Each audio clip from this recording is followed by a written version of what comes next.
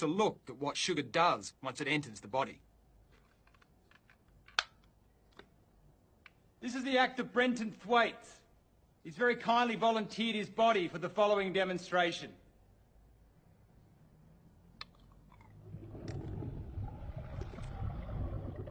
After sugar enters the body, it splits into two parts, fructose and glucose, both of which make their way to the liver.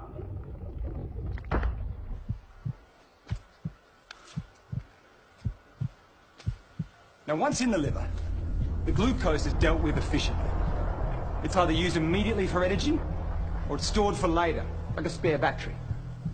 But the fructose half of sugar is very different. The liver doesn't have a system to regulate the fructose because it was so rare in nature. So it hoovers it out of the bloodstream whether it needs it or not. And if all our spare batteries are full, then it rapidly turns it into fat. Some of that fat is going to stay in the liver, and you're going to have increased risk for insulin resistance and diabetes. What also happens is that this fat in the liver is then sent out into the bloodstream as triglycerides, which can lead to excess weight, plus blocked arteries and heart disease.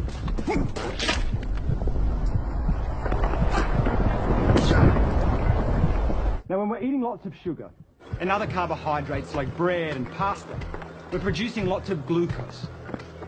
A hormone called insulin is released, which is like a key that helps to open our cells' doors so they can absorb all the glucose, remove it from the bloodstream, and burn it for energy.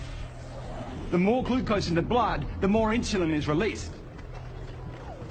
But the key point for us is that while this insulin is in the blood dealing with all the glucose, it tells our fat cells to hold on to the fat. It actually turns off our fat-burning processes. So when we're eating lots of sugar, we're putting fat into our bodies via the fatty liver. Plus, because of all the glucose, we maintain the level of insulin, which tells our fat cells to hold on to the fat. We can't burn off fat when insulin is around dealing with all the sugar. This is what may be happening to a huge number of the population.